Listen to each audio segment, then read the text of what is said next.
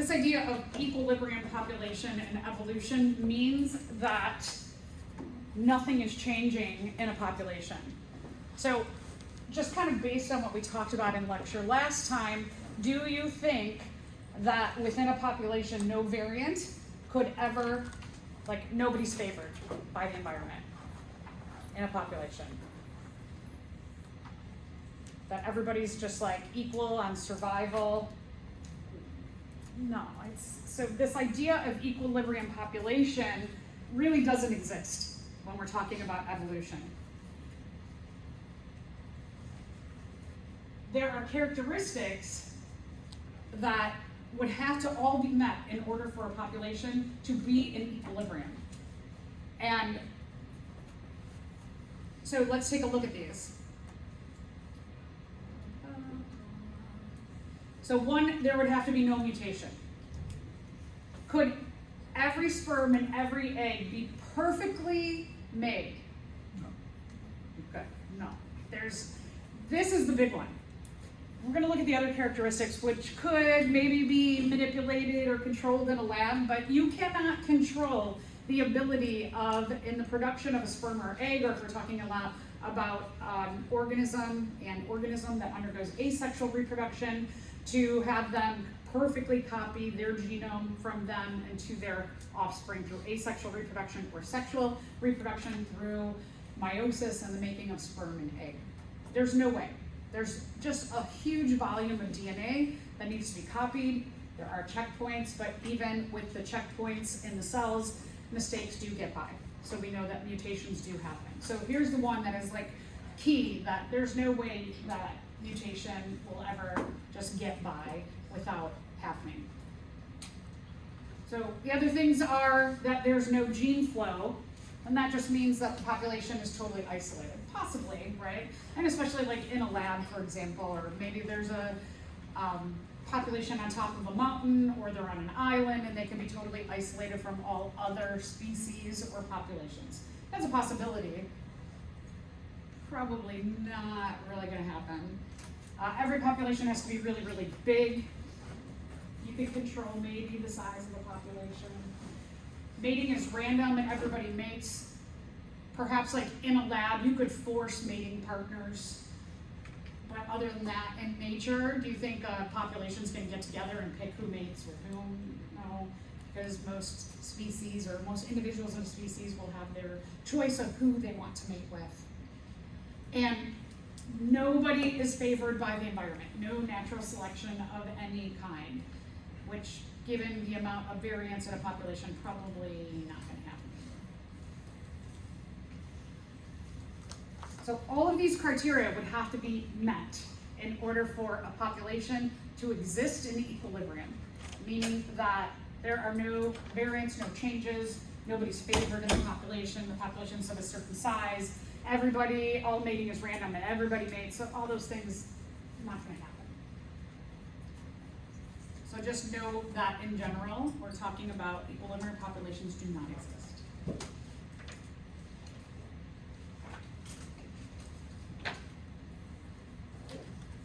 So, we are going to use mathematical equations. We're going to use two of them. The Hardy-Weinberg equations. There's two. Hardy and Weinberg studied evolution, and they figured out a way to use allele frequencies, or the percentages of the different kinds of traits or alleles in a population, to look at them one generation and then come back and look at them many generations later and see if the percentages or the allele frequencies have changed over time. And what we would know then that evolution is happening. So I always like when we have different ways, besides what we saw the evidence for evolution or what you did in Lab 21, we have other means of tracking evolution. So again, we're looking at allele frequencies, and when we mean frequencies, we mean percentages. And when we're looking at alleles, what you are looking at are the variants within a gene. So when we're talking allele frequencies, for example, with like human-handedness, we have the right-handed alleles and the left-handed alleles. So we can track them over time today, come back many generations later, see if the percentages of those alleles have changed supports that evolution has occurred in the population. So here's our two equations. We have one that is p squared plus 2pq plus q squared equals 1, and the other one is p plus q equals 1. I'm going to explain what all of these factors mean. We're going to go through an example. You're going to have a lot of practice in lab today. I also have on Canvas, I've got more practice problems, and then I also have some videos that go through problems. What I would suggest doing is make sure you're working on the practice problems. So I've got practice problems. You can open up that document, you can work through those, and then I have a key to those. So first try and work through them, then look with the key to see if you are correct. The other thing that I have is I've got a few videos on my YouTube channel, and I believe I have the links in Canvas, that I give you an equation. What I would do is look at that equation, pause the video, work through it, and then play the video and see as I go through how I got to the answers. You can go along with that and see your work. So I've got a few options for having you exercise this in addition to the lab. So I've got lots of resources made for you to give you a clue that you really know how to do this and you really know how to interpret all of these means. When we're looking at the Hardy-Weinberg equation, we're looking at different traits and the alleles for those traits.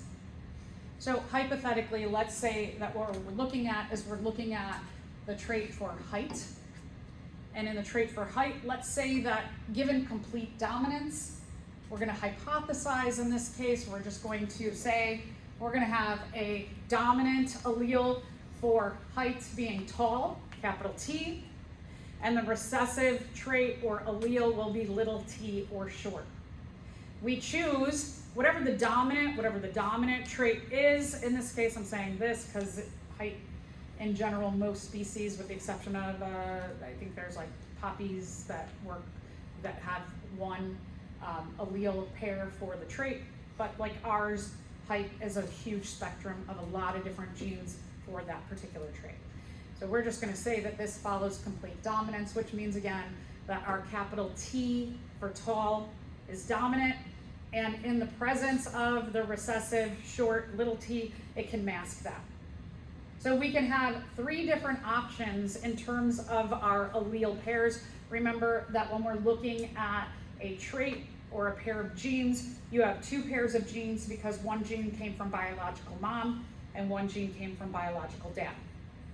So in this case, when you have two alleles for the trait, you could have capital T, means that you have two alleles that are dominant, so they are going to express the dominant trait.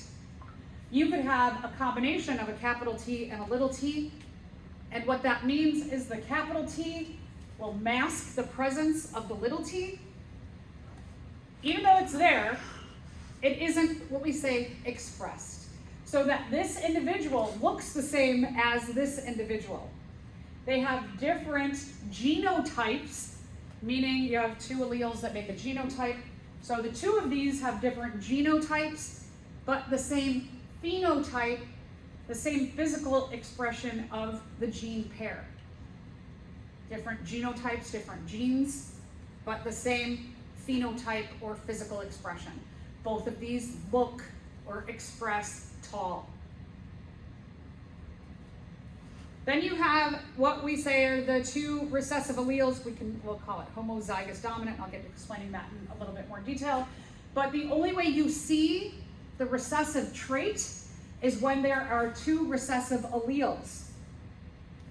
These two are tall. This one is short. This one, while it has a capital T for tall and a little t for short, it is not like medium. Not like you have a tall, a short, and a medium. It's not a combination of the two genes. This is masked by the dominant T. It carries the recessive allele, but that recessive allele is not masked. So this one is not any less tall than this one. They both are tall. When you're looking at p squared plus 2pq plus q squared, we are referring to traits. Are you tall or are you sure? Remember, there's 2 alleles for every trait. 2 alleles for every trait. You have 2 alleles for every trait. So when you have 2 alleles or genes, it's a trait. So this refers to traits. P and Q represent the dominant allele. P is the dominant allele percentage or frequency, and Q represents the recessive allele frequency. So when we're looking at P plus Q equal 1, these refer to alleles or genes only, the percentages of the individual genes. These are the percentages or frequencies of the genotypes. 2 alleles make a genotype. When you have 1 allele, you're talking about the dominant gene or the recessive gene. You're talking about genes. So just like, that's one thing that I think if you haven't quite, you're like, oh, I'm still a little fuzzy on that. As we go through it, and oftentimes it's a mistake that's made that you're like, oh, now I get it. So just hang tight if you're a little like, oh, we'll get you there. Okay, so let's look at P and Q, and we're gonna go through these equations and figure out what's P squared and 2PQ and Q squared and P and Q. P squared is what we call again, frequency means percentage. Capital T, capital T. We have 2 of the same alleles. Having 2 of the same alleles, what we call that is we call that homozygous. Homozygous, H-O-M-O, means same or similar. We have 2 of the same, and when we're referring to 2 of the same, we're saying 2 of the same, and they are dominant. So we call capital T, homozygous, dominant. When we're looking at what that represents in the population, their phenotype, how they look, they express the dominant trait. Think phenotype, physical expression of the genotype. Genotype are the 2 genes. Phenotype is what you express or how you look. Physical, pheno.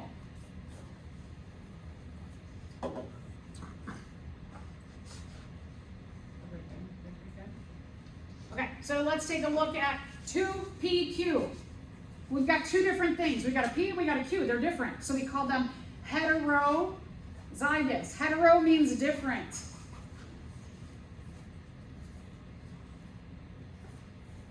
You got a P and a Q, you got a big T and a little t. They're different. In both cases, whether we're talking PQ or we're talking big T, little t, they're not the same. So that's why we call them heterozygous. Hetero means other or different.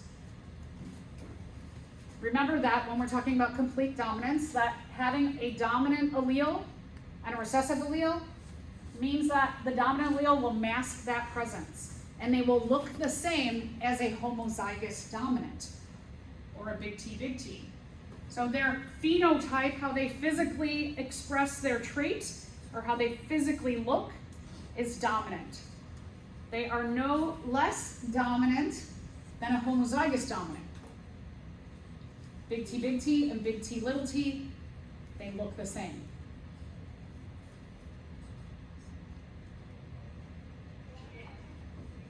Then we're on to our Q squared.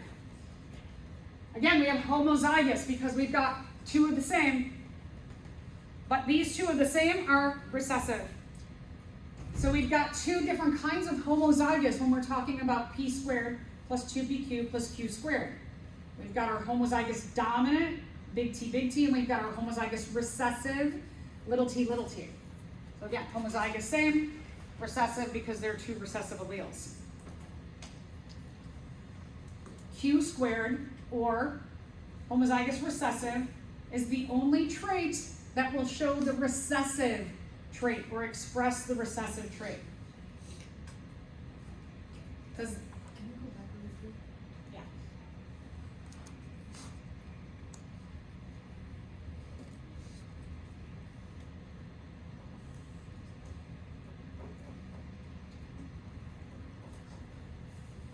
These will be the only individuals that could possibly have the recessive trait.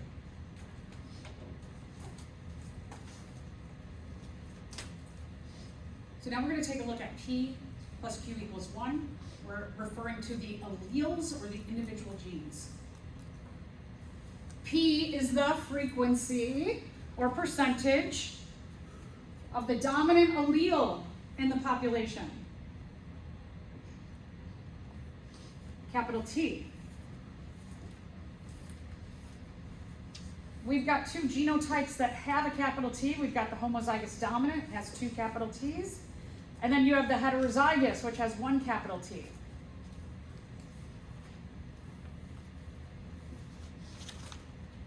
the previous one? I'm sorry. Previous one. Yes.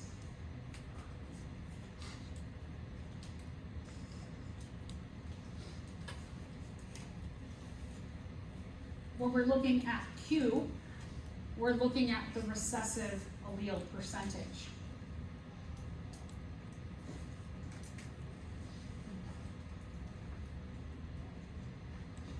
You've got Q, or representing a little t in the heterozygous. You've got one of them, and then you've got two in the homozygous recessive. So maybe now you're like, oh, that was a lot of vocab. We're going to start putting it into an example. So that hopefully then in a concrete example you start to go, oh, I get it.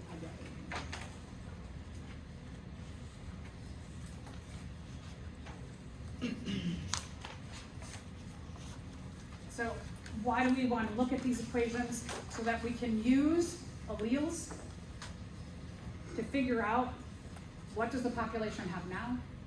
We can come back 10, 20,000 generations later.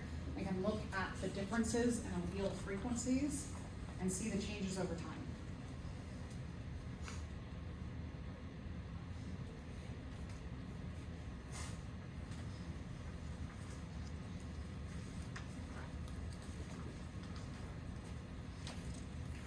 So do you think evolution in a population is always happening at even a minuscule small level? Yes. Yeah, so it's always there. As humans, the way we use math is sometimes when we represent like 2 or 3 decimal places, it doesn't fully represent what's happening evolutionarily from one population to the next. So what I mean by that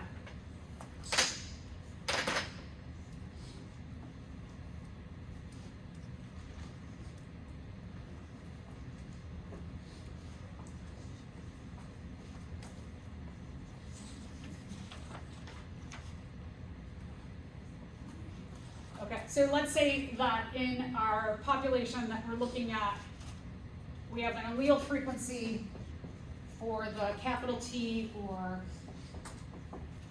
the P in the population, and it's 89.000001. And our Q, or our little t, is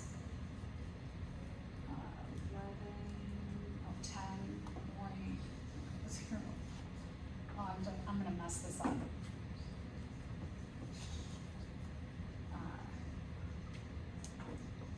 Conceptually, I think that's good. Okay, so hopefully we'll just kind of more look at this. Okay, so we've got like 100%, and then we've got a little tiny bit right here. So let's say that this is generation 1. And our next generation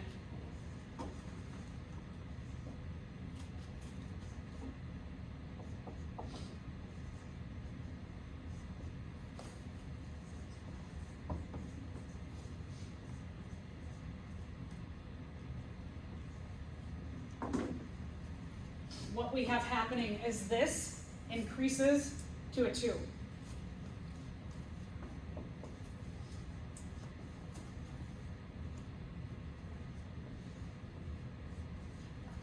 And this goes down to a 98. Are there changes in the allele frequency over time? Yes. Yeah, okay, so we've got these changes right here, right? They're very small. So we have some kind of evolution that's happening. But if you're somebody in the everyday population and you're just looking at the numbers, if you're just looking at like the first 2 decimal places, does it look like evolution is happening? Nope. No, it doesn't look like it, but, so that's one of the things that I want you to understand is that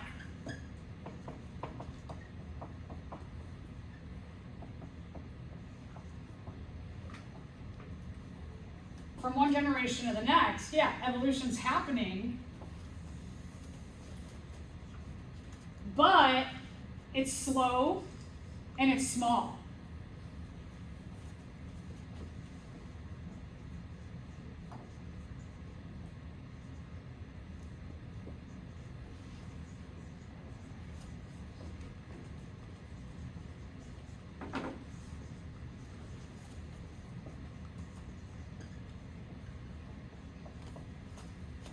So we do, from one generation to the next, we have some kind of evolution happening, but it's so slow. For these numbers to eventually have an effect on these larger numbers, it might take 1,000 generations to go from 89 and 11 to, let's say, 88 and 12%.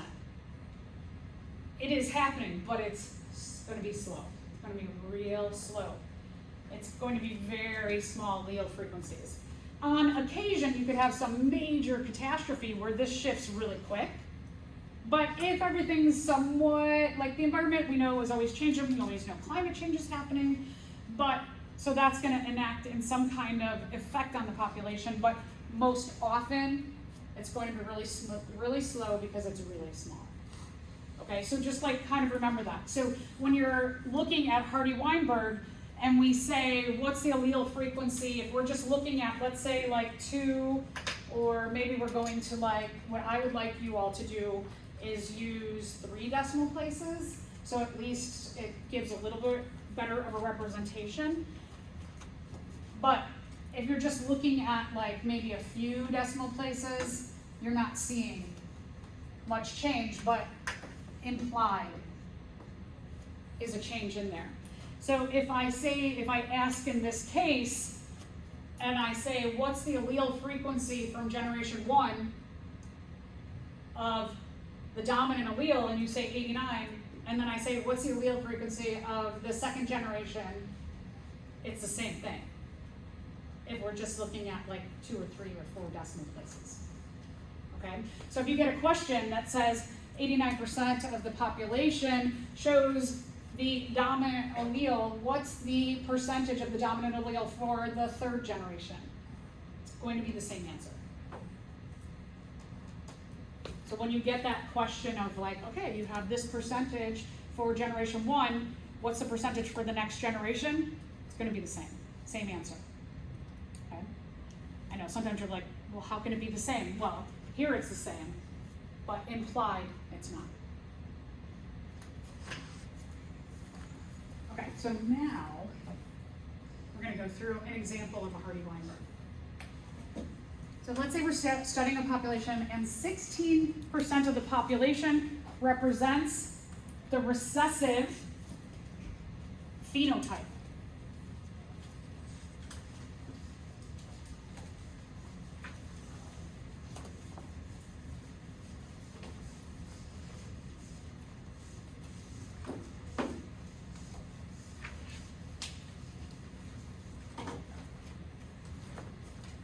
We will start with building our Hardy-Weinberg.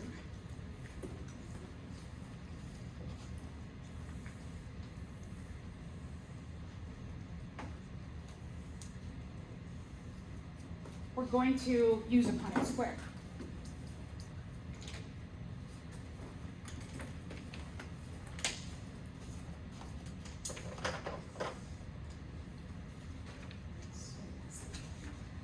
Okay. In very simple situations, when you're given data like this, what we know about this data is that we've got 2 things in here. We've got 2 pieces of data from being given this 1 piece of data. So we said 16%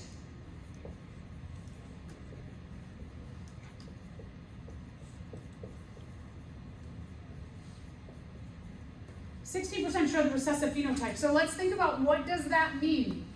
When we're taking a look at this, that means that the recessive phenotype, let me see what,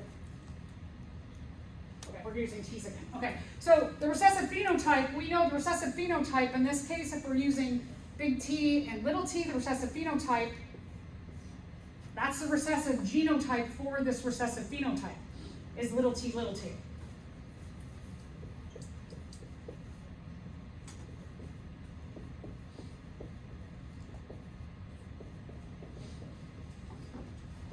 So we have a phenotype of short, and we have a genotype of little t, little t. The other thing that we learn from knowing that the recessive phenotype is 16% is we can do a little bit of math and figure out what's the percentage of the dominant genotype. Or sorry, excuse me. From this, we can figure out, if we know the recessive phenotype, we can figure out what's the percentage of the dominant phenotype.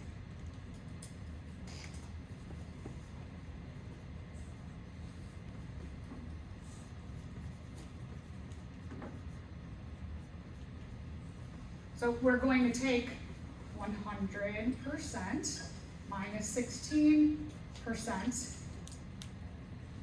And what does that give us? What's the percent of the dominant phenotype? 84. Good. Okay, so we know the dominant phenotype is 84%. I have a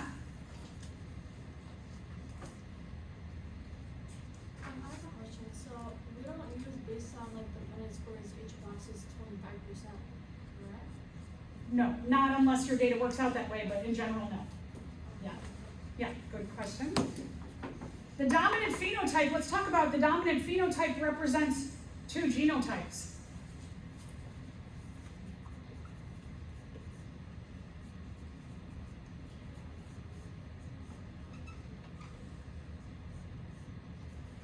Represents two genotypes. So this 16% tells us the percent of the phenotype and the percent of the genotype.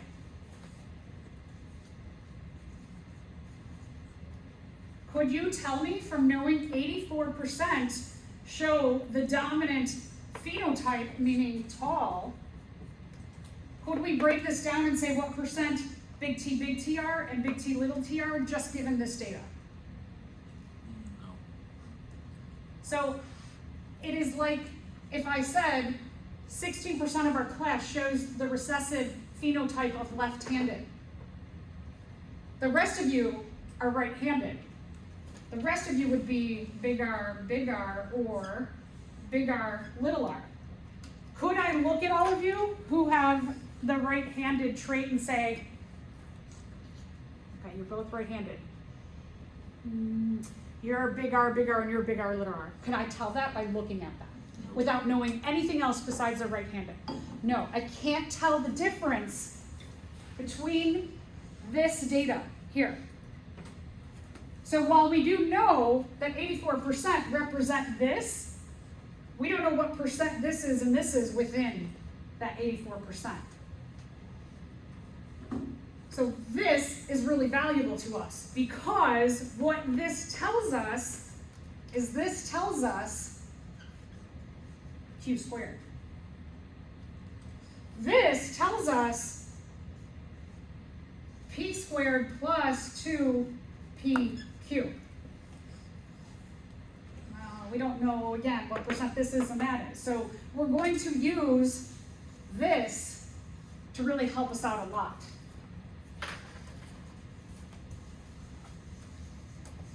So we're going to go over here.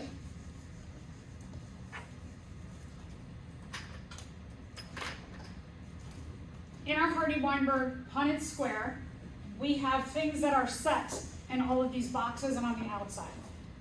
This is always P squared. This here is always Q squared. And these two are each a PQ, giving us two PQs.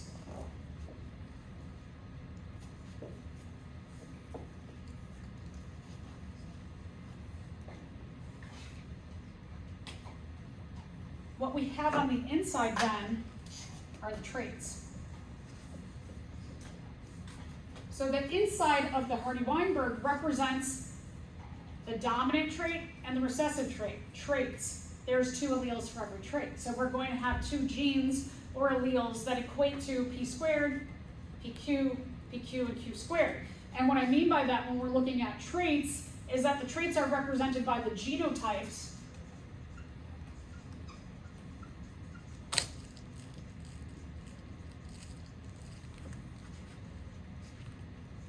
Traits are phenotypes that are represented by genotypes.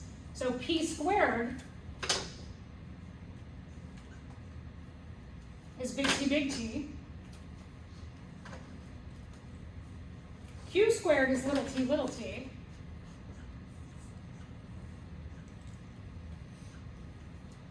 And then we've got one of each. A PQ is a big T, and our other PQ. Now if we're talking about the phenotypes,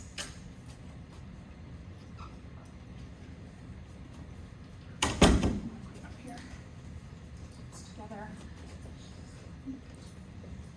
That our P squared represents big T, which represents the phenotype of tall. PQ, big T, is also tall. Again, big T, tall. And our Q squared, or little t, the only one that is the recessive trait or short.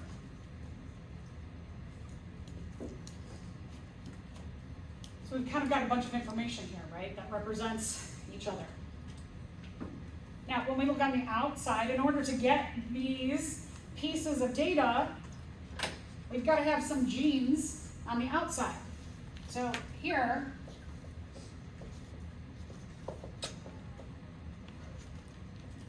we've got our genes or alleles, and then up here too.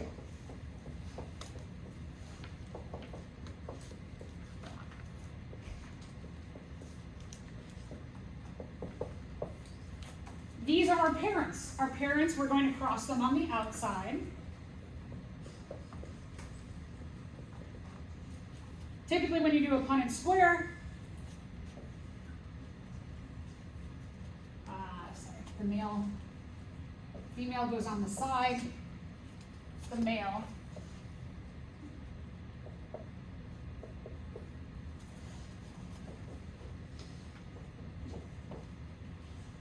The male's genes go on the top, the females go on the side. You've got biological mom versus biological dad to give you the offspring. The offspring are inside. Cross mom and dad tells you your possibilities for the offspring on the inside of our Punnett square.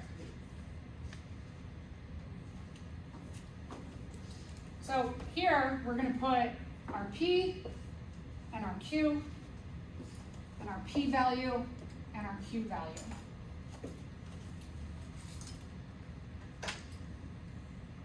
What that represents in terms of genes, we know P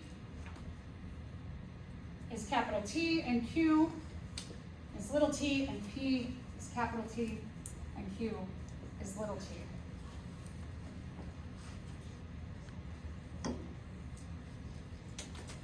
So for example, like if you had a parent who was short, this would be 0% and this would be 100%.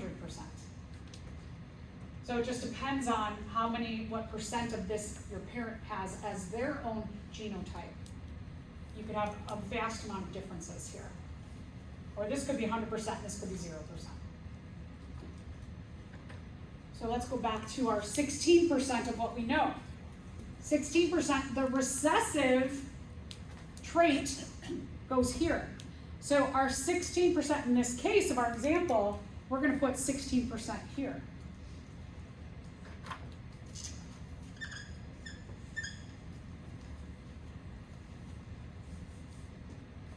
Let's keep a tally of our P squared, our 2PQ.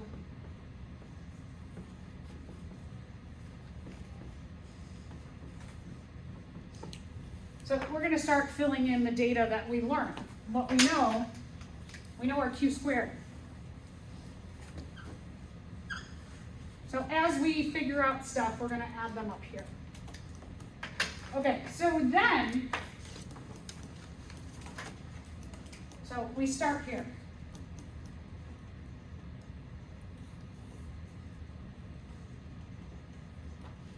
That's step one. We put our 16% there.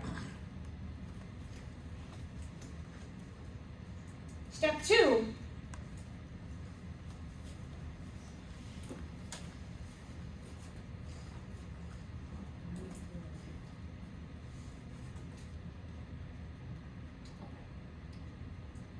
I answered this question.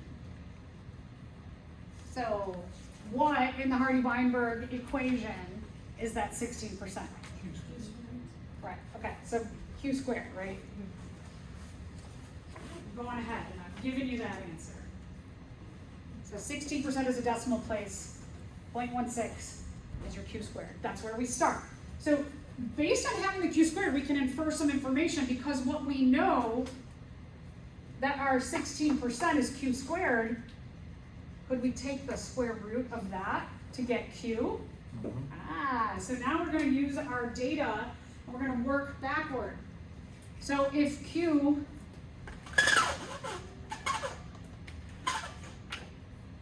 is 0.16, you take Q squared and take the square root of that,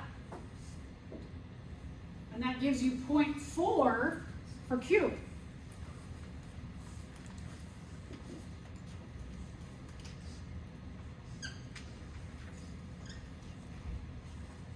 We take our square root of 0.16, and it tells us that Q is 0.4.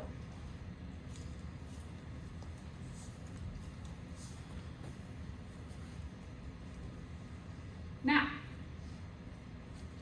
we've got two pieces of data here.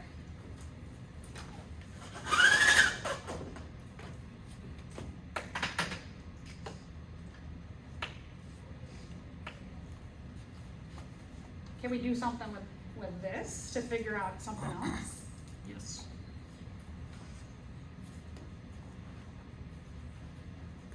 Okay, so then what is that? So we can rearrange, we can take this, and if we have P plus 0.4 Q equals 1, can't we say 1 minus 0.4 equals P? We can. So now that we have just this Q squared, we can start working on this equation here.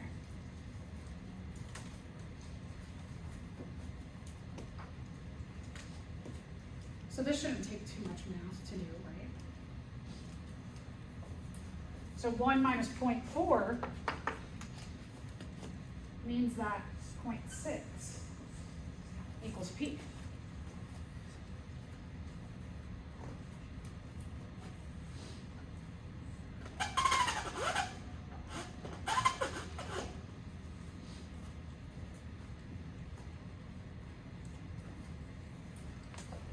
So now we've got this equation solved. And let's just check our math. Is 0.4 plus 0.6 equal 1? Yeah, so we know our math is correct here. So let's go back here. 0.4, oh, Q here is 0.4 also. Step 3.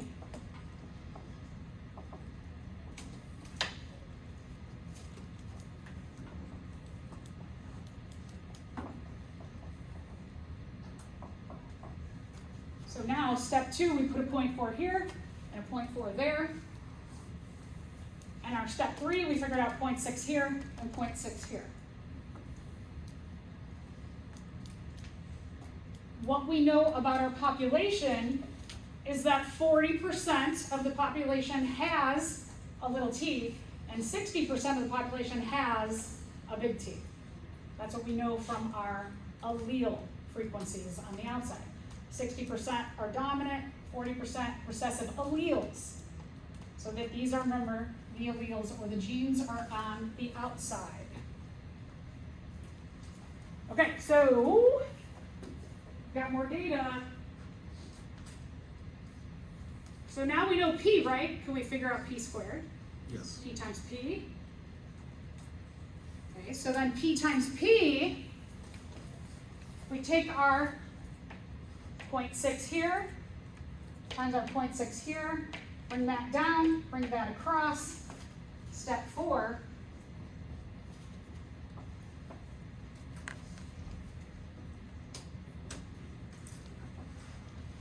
that our P times our P gives us 0.36, or P squared.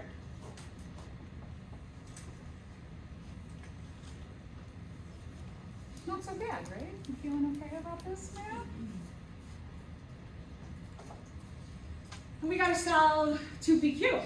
But we've got P and Q on the outside, so we can figure out what each of our PQs are. Remember that when we say that, oh, let's go here, 0.36. We have 2 PQs. 1, 2. We have 2 boxes that are PQ, represented by 1 value in the Hardy-Weinberg equation of P squared plus 2PQ plus Q squared. So now, hopefully, this isn't too bad either of math, that our 2PQ is going to be. So you're going to figure out each PQ and times by 2. You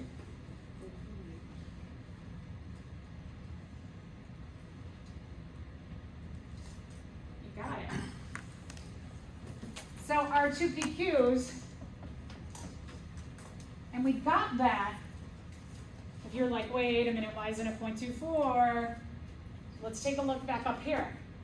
Is we're going to take 0.4 times 0.6. 0.4 times 0.6 equals 0.24.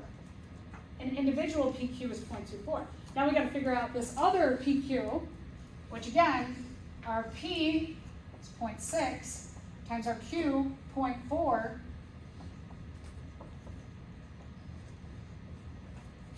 When you add 0.24 and 0.24, you get 0.48.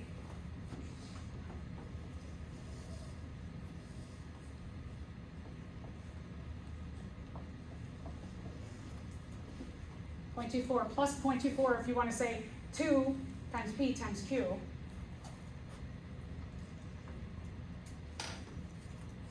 You could do it a few different ways, right? You could just simply add your 2 PQs together. You could take one of your PQs, times it by 2, or you could take 2 times 0.6 times 0.4. So this is step 5. Step 5, step 6.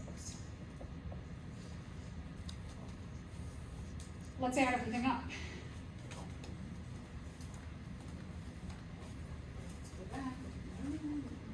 Okay, so again, remember that your 2 PQs, 2 times P times Q, 2 times 0.6 times 0.4 gives us 0.48. Again, you can do it this way, this way, this way, or that way, same number.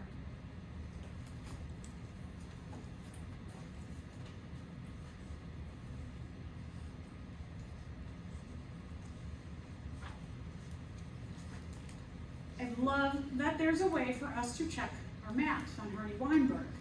It's built right into both of the equations.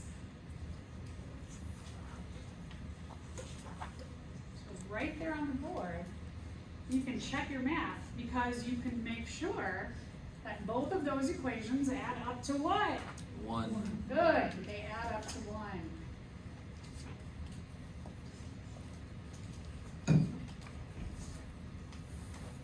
So if we did our math, 0.36 plus 0.48 plus 0.16 equals 1, that is correct. 0.4 plus 0.6 equals 1. We're good. When you're working in the lab, because I made this up so that it made nice perfect numbers across the board to equal 1, you might get, because you're only working to 3 decimal places, you might end up with like 99.562. We're gonna round that up to 1. As long as you're within like about a percentage, 1% from 1 when you're working in the lab, that's fine. You should be close, if not right at 1 when we're working in the lab if you work to 3 decimal places. So just make sure, you could be at like 99 point something, or you could be at like 100 point something, and that's fine. Yeah, if you want to take a picture of the board, then you have the written part of what we went through in your notebook as well. Okay, so again, what does it have to do with evolution? We can use math and looking at allele frequencies over time to show us that the population is changing at the genetic level. Allele frequencies, alleles, evolution, changes. I will put this up again after we're done. So on the way out, if you want to take a picture, I want to erase anything. I'm a huge math fan, so I love this. Love doing math. For those of you who say, I'm not good at math, you are. You do math like without even thinking about it at least 20 times a day as you use math. So when you say you're not good at math, if you weren't good at math, you wouldn't be successful in life. Because we use it. We don't even think about it. We use it. So stop telling yourself you're bad at math. I read a study when my son was born that said that kids who were told that they were bad at math became bad at math. Kids who were told they were good at math became good at math. So my son, who was actually really good at math, I kept saying, like, you're so good at math. Guess what his favorite subject is in 7th grade? Because he's got a very positive attitude about it. Just like science, when people say, I'm not good at science, I'm like, you are. You wouldn't be alive without science. So it's that mental thing that a lot of teachers and parents, because parents hear it and then they say it, teachers say it, and everybody says it just because everyone's saying it. Whereas I'm like, we're all good at math. And when I say that to people who say I'm not good at math, I'm like, you are. You have a mortgage, right? You have a house, you pay rent or whatever. You pay your bills. You're good at math. And they're like, oh, that's a good point. Positivity, people. Okay, so evolution is basically at the core of evolution. It's a change in allele frequencies over time, which can then manifest themselves in molecular biology, embryology, skulls, homologous, vestigial structures, fossils. All those things you studied in Lab 21 is core based in genetics. And man,